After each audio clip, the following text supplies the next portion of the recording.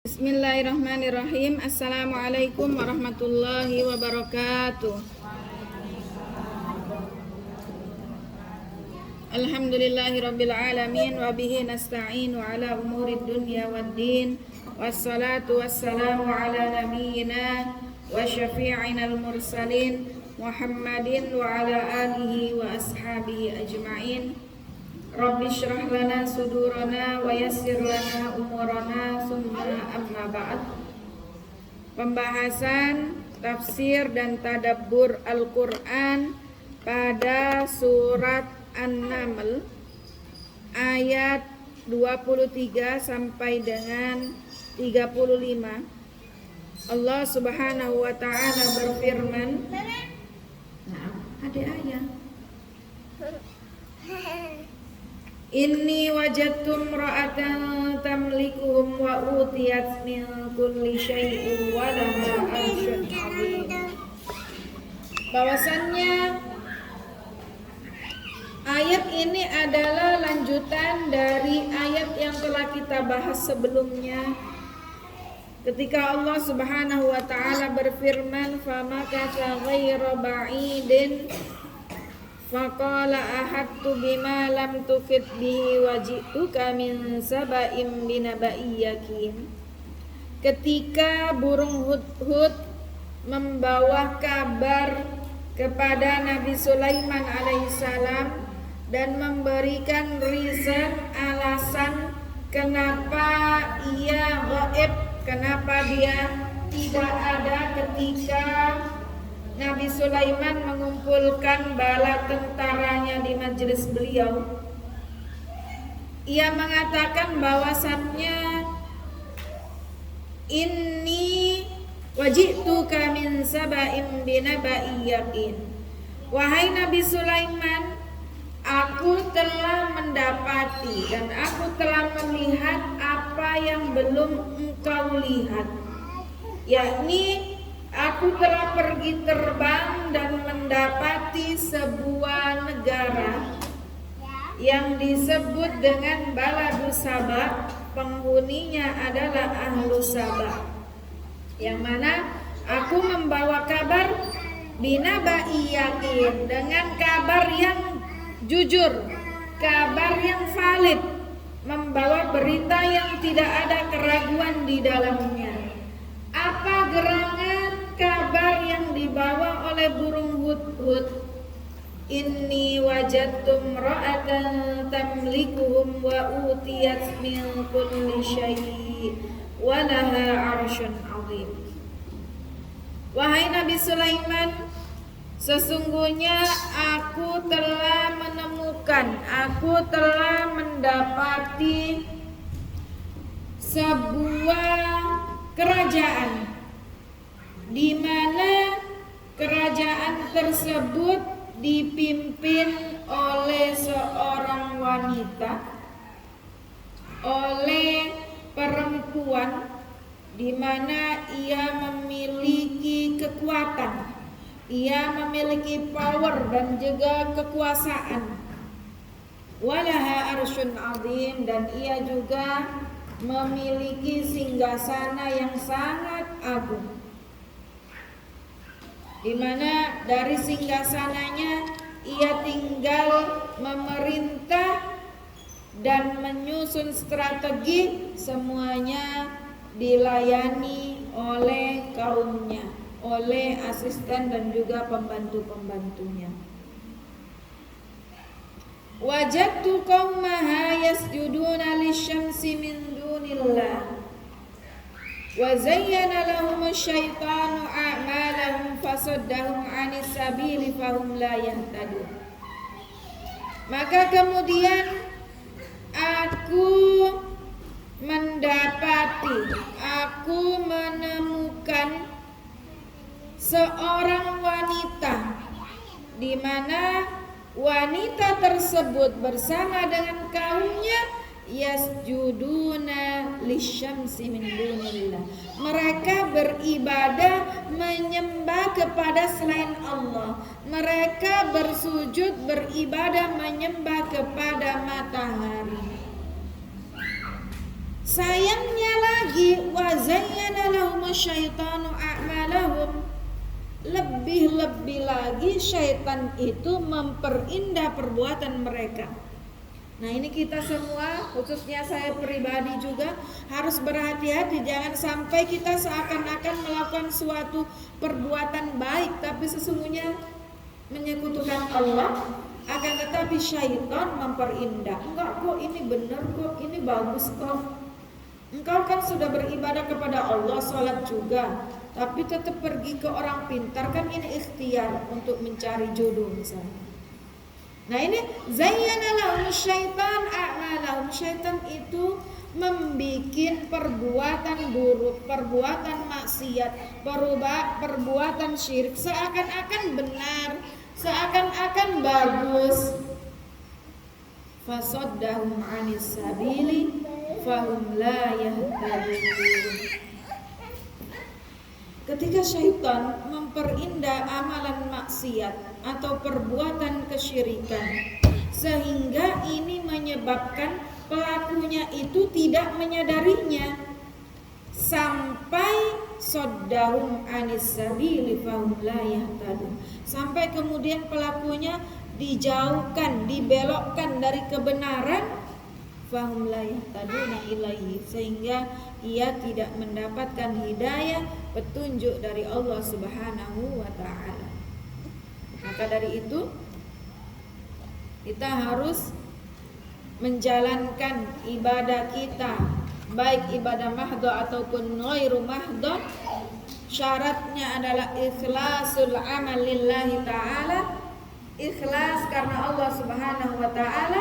Dan yang kedua, ittiba'ur Rasul sallallahu alaihi wasallam, mutaba'ah, yakni sebagaimana yang diajarkan oleh Rasulullah sallallahu alaihi wasallam. Oke, ada habl.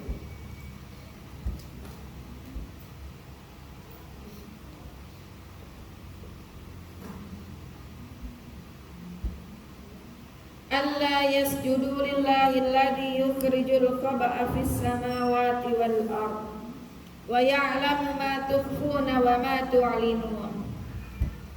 Syaitan menghiasi kepada mereka amalan-amalan kesyirikan dan juga perbuatan kemaksiatannya, dihiasi seakan-akan benar, seakan-akan bagus, seakan-akan indah. Tujuannya apa? Agar mereka tidak bersujud kepada Allah Subhanahu wa ta'ala, Allah yang maha satir, as-satir, yang menutupi, yang membukakan segala apa yang tertutup di dalam bumi ini ataupun di dalam langit. Allah Subhanahu wa ta'ala yang menumbuhkan tanam-tanaman dan juga tumbuh-tumbuhan. Wa ya'lamu ma tukhfuna wa ma tu'linun. Allah Subhanahu wa ta'ala maha mengetahui setiap amalan yang kalian sembunyikan. Allah Subhanahu wa ta'ala melihat langsung apa yang kita tampakkan. Tidak ada satupun yang luput dari pandangan dan pengetahuan Allah Subhanahu wa ta'ala. Allahu la ilaha illa huwa rabbul arsyil azim. Allahu la ilaha illahu. Ini kalau baca jangan berhenti Allahu la ilah. Jangan sampai ilah, lanjutkan di illa kalau nafasnya enggak sampai. Allahu la ilaha illahu. Ya. Jangan berhenti di la ilah, karena ini adalah waqaf qobi, di mana maknanya belum sempurna dan ini memutus makna. Ya. Sehingga kalau nafasnya kuat, prediksikan sampai illahu. Allahu la ilaha illahu huwa rabbul arsyil azim. Ya, kalau misalnya nafasnya enggak sampai, tapi ini kan pendek ayatnya ya. Jadi insya Allah bisa satu kali tarikan nafas. Allahu la ilaha illa huwa rabbul Rabbul arsyil azim. La ilaha illa huwa. Allah la ma'buda bihaqqin ghairah. Bahwasannya tidak ada sesembahan yang hak untuk disembah, untuk diibadahi kecuali Allah Subhanahu wa taala, Rabbul arsyil azim. Allah sang pemilik arsy yang agung. Qala sananzuru asadaqta am kunta minal kadhibin. Maka kemudian Nabi Sulaiman berkata kepada Hudhud, saya akan menganalisa apakah kabar yang engkau bawa itu adalah kabar yang benar atau hak semata. Jadi Nabi Sulaiman yang dilakukan adalah ketika ada yang membawa kabar, kita harus menganalisis, mengklarifikasi apakah kabar atau kabar tersebut benar atau hoax, benar atau hanya rumors, valid atau hanya tipu daya. Maka Nabi Sulaiman berkata dalam firman Allah Subhanahu wa taala, qala sananzuru asadaqta am kunta minal kadhibin. Idhhab bi kitabi hadza. Ini ada hamzah wasal, ada huruf hamzah, di atasnya ada kepalanya shad, kepalanya saja, enggak ada ekornya shad. Ini menandakan dia hamzah wasal, bukan harokat fathah. Jadi kalau dimulai di sini jangan dibaca adhab, tapi idhab. Idhab bi kitabi hadza fa'alqih ilaihim. Maka Nabi Sulaiman alaihissalam, beliau kemudian menulis sebuah surat. Dan surat tersebut diberikan kepada burung hudhud. Beliau berkata, idhab bi kitabi hadza qarimhu ila ahli Saba wa sallimhum iya. Wahai hudhud, pergilah ke negara Saba, ke penduduk Saba, kemudian lemparkan surat ini dan sampaikan kepada mereka. Tsumma tawalla anhum fanzur madza yarji'un. Kemudian perintahnya Nabi Sulaiman, setelah engkau lemparkan surat tersebut ke penghuni Saba dan pastikan ada yang menerimanya, maka hudhud engkau pergilah terbang. Jangan ditungguin di dekat situ, tapi kau pergi, jangan juga terlalu dekat, jangan terlalu jauh, tapi engkau masih bisa mendengar pembicaraan mereka. Jadi Nabi Hudhud ini kemudian diperintahkan oleh Nabi Sulaiman, burung hudhud diperintahkan kepada Nabi Sulaiman untuk inspeksi, mendengarkan apa yang akan terjadi melalui surat yang telah ditulis oleh Nabi Sulaiman alaihissalam. Fanzur madza yarji'un. Qalat ya ayyuhal mala'u inni ulqiya ilayya kitabun karim. Maka kemudian Ratu Saba, yakni Malikatu Bilqis, Queen Bilqis, kemudian beliau menerima surat yang telah ditulis oleh Nabi Sulaiman melalui hudhud. Beliau mengatakan, ya ayyuhal asyraf, ya ayyuhal mala' inni ulqiya ilayya kitabun karim. Wahai orang-orang yang mulia, sesungguhnya kita telah dikirimkan kepada kita sebuah pesan melalui surat yang sangat agung. Innahu min Sulaiman wa innahu bismillahirrahmanirrahim. Dalam surat tersebut tertulis min Sulaiman, surat ini dari Sulaiman dan diawali dengan bismillahirrahmanirrahim. Allah ta'lu alayya wa'tuni muslimin. Isi surat yang pertama setelah basmalah adalah Nabi Sulaiman menulis Allah tatakabbaru, Allah ta'lu, janganlah kalian sombong.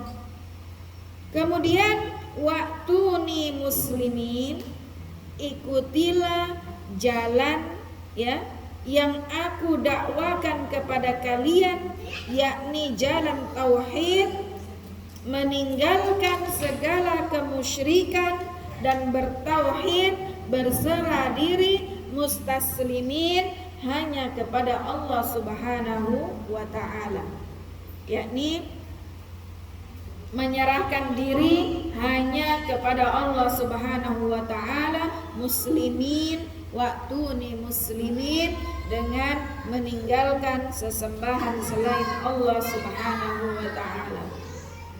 Qalat ya ayyuhal mala'u aftuni fi amri ma kuntu qati'atan amran hatta tashhadun. Kemudian kaumnya dari kalangan bangsawan dan pejabat mengatakan, ya, sebelumnya Malikah Bilqis mengatakan, wahai kalangan pejabat dan juga bangsawan, berikanlah aku pendapat kalian, bayyinu li wajhas shawabi fi amri, tolong berikan pendapat-pendapat yang membangun, yang benar mengenai perkara ini. Sulaiman telah mengirim surat dan mengajak kita untuk masuk ke dalam Islam, bertauhid kepada Allah Subhanahu wa ta'ala. Bilqis mengatakan, ma kuntu qati'atan amran hatta tashhadun. Aku tidak akan langsung menjatuhkan keputusan, ya, sampai kemudian kalian hadir dan memberikan pendapat-pendapat kalian, mengemukakan apa saran-saran kalian. Ya, beginilah pemimpin yang bagus ya. Jadi tidak otoriter, kemudian memberi keputusan sendirinya tanpa mempertimbangkan berbagai kemaslahatan, terutama kemaslahatan rakyatnya. Ini yang dilakukan oleh Malikah Bilqis, Queen of Bilqis. Ya, beliau meminta pendapat, aftuni fi amri. Apa jawaban rakyatnya? Qalu nahnu ulu quwwati wa ulu ba'sin syadidi wal amru ilaiki fanduri madza ta'murin. Maka kemudian qalatil malika, sebelumnya qala lahal asyraf min qaumiha, maka kemudian kalangan punggawa pejabat teras mereka memberikan pendapat mereka yang mengatakan bahwasannya nahnu ulu quwwah wa ulu ba'sin syadid. Wahai baginda ratu, bahwasannya kami ini adalah kaum yang kuat. Kami ini adalah kaum yang memiliki kekuatan dalam peperangan. Akan tetapi pendapat kami adalah apa yang pendapat Paduka Ratu kemukakan. Maka apapun yang Paduka Ratu perintahkan, kami sendi kodau. Kami siap untuk mentaati dan mematuhinya. Ratunya bagus, rakyatnya juga bagus. Manakala pemimpinnya bagus, rakyatnya juga bagus, insya Allah. Qalat innal muluka idza dakhalu qaryatan afsaduha wa ja'alu a'izzata ahliha adillah wa kadzalika yaf'alun. Maka kemudian Bilqis mengatakan, apabila seorang raja atau raja-raja manakala mereka ekspansi masuk ke sebuah daerah, sebuah negara, sebuah desa, sebuah kota, itu pada umumnya mereka akan menghancurkan, membunuh, menyalib, membinasakan penduduk dan juga kerajaannya, dan menjadikan para punggawa dan pejabatnya, awas hati-hati.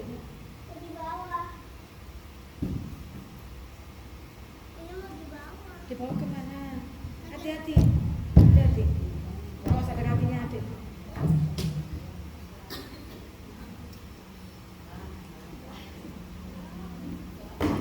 Pada umumnya kalau mereka mau ekspansi, mau memasuki sebuah kerajaan atau daerah, mereka akan menghancurkan, memporak-porandakan, membunuh, kemudian pejabat-pejabatnya yang tadinya mulia ditawan, dijadikan budak.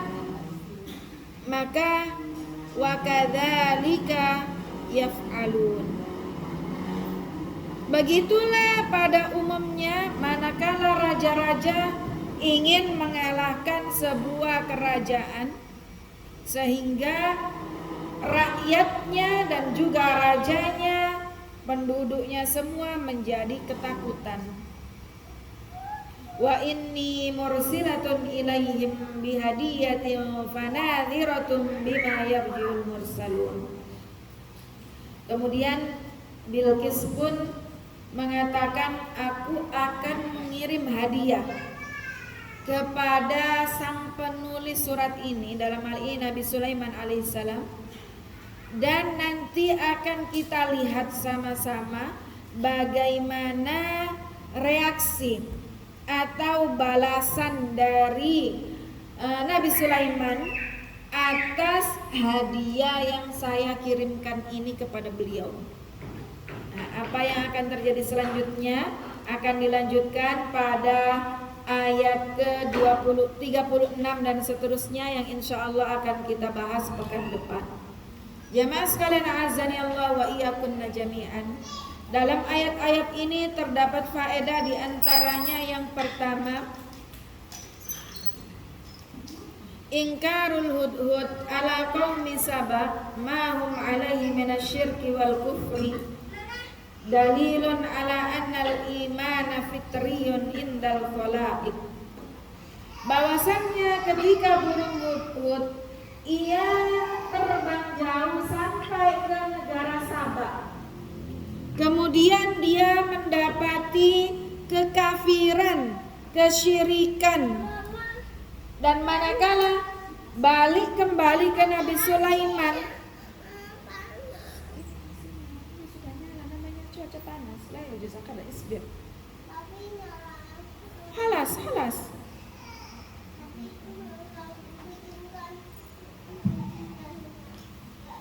Jadi Hudhud mengingkari adanya praktek kekufuran, kesyirikan yang ada di negeri Saba. Ini merupakan fitrah keimanan yang Allah Ta'ala berikan kepada setiap hamba. Jadi sebenarnya fitrah dalam diri setiap manusia itu mengingkari perbuatan jahat, mengingkari perbuatan menyimpang, mengingkari perbuatan kesyirikan. Namun kalau yang terjadi adalah dia tidak mengikuti fitrahnya, maka dia akan terus dalam kesyirikan, bahkan tidak mengingkari kemungkaran. Ya, ketika kita melihat hal-hal yang nggak benar kan pasti dalam diri kita kan, ini kan nggak benar gitu ya kan? Ini fitrah. Kalaupun misalnya kita sendiri yang bohong, misalnya bohong sama suami, uang bulanan sudah habis, tapi kita pura-pura nih dari tante. Itu sebenarnya dalam diri kita kan, ini nggak benar gitu kan? Tapi kan terkadang juga kita mengingkari fitrah itu, bahwasanya fitrah ini kan nggak benar. Makanya kalau siapapun itu kalau melakukan perbuatan yang nggak benar itu kan ada ketakutan dalam diri. Dan ini fitrah yang Allah Ta'ala berikan. Sebagaimana hudhud, seekor burung pun fitrahnya adalah ya tidak suka melihat kemusyrikan, tidak senang melihat kekafiran, sehingga Hudhud berusaha untuk mendakwai kaum Sabah dengan menginfokan kepada Nabi Sulaiman bahwasannya ada loh sebuah negara, ada kerajaannya yang sangat megah, tapi sayangnya mereka kafir dan syirik menyembah kepada matahari. Yang kedua, at-tahqiq ma'al muttaham wa tasabbut min hujaji. Ahmad izin, la haula wala quwwata illa billah. Izin. Ahmad, hadir. Ada, tetapi buka. Hadir, izin. Ahmad.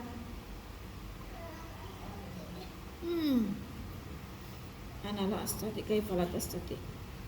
Yang kedua adalah pentingnya melakukan interogasi terhadap orang yang tertuduh. Jadi kalau kita menuduh misalnya, botol saya nggak ada, kau yang ambil ya? Ya misalnya, kita jangan langsung menuduh kau yang ambil ya, interogasi dulu. Kita lihatkah botol minum saya, tumblerku? Ya, sampai terjadi kejadian viral sampai seperti naik kereta tumbler 300.000 ya.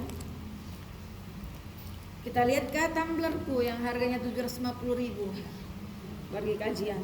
Tidak kulihat. Iya nak sabar, makanya jangan lari. Ijlis, tidak. Jadi kita jangan langsung kemudian menjatuhkan tuduhan atau sangkaan, tapi interogasi dulu. Lihat nggak tumbler saya yang harganya 750.000 warnanya pink. Tadi saya bawa kajian, saya duduk di soft paling depan. Yang duduk di sebelahku tadi siapa? Ummu Gina. Saya tanya, Ummu Gina lihat nggak? Enggak ji Ustazah. Jangan sampai kita masukkan tas tak. Coba periksa. Nggak ada ji, nggak ada buktinya. Jadi kita harus melakukan interogasi dulu, kemudian tasabbut, kita datangkan dalil-dalil. Ya benar nggak nih yang dibawa oleh Hudhud kabarnya ini? Hudhud, kau bawa kabar ini benar atau karanganmu belaka? Ya, nanti bikin kerjaan Nabi Sulaiman lagi, padahal nggak ada. Jadi diinterogasi dulu, kemudian suruh mendatangkan bukti-bukti atau hujjah, dalilnya, hujjahnya. Ya, syukran Cak. Yang selanjutnya, yang ketiga,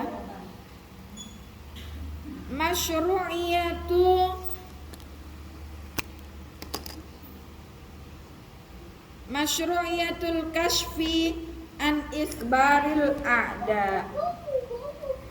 Disyariatkan untuk mencari kabar, ya, diperintahkan untuk mengungkap kabar seputar a'da, lawan-lawannya.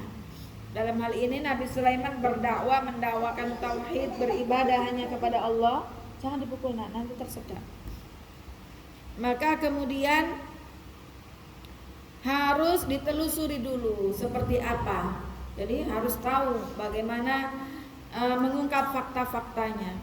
Yang keempat, min adabir rasail iftitahuha bil basmalah. Di antara adab dalam menulis surat adalah diawali dengan bismillah. Bismillahirrahmanirrahim, sebagaimana dilakukan oleh Nabi Sulaiman alaihissalam. Yang terakhir, izharu azmil mu'min amama ahlil batil amrun matlub. Menampakkan kekuatan, menampakkan azam, ya, keinginan yang sangat kuat, menampakkan power kita di hadapan ahlul batil. Ini adalah perkara yang harus kita kerjakan. Ini sesuatu yang dituntut di hadapan musuh kita. Jadi jangan kita di depan musuh kita atau di depan lawan kita, orang kafir, kita lemah, gak bisa bahasa Arab, tidak berpengetahuan.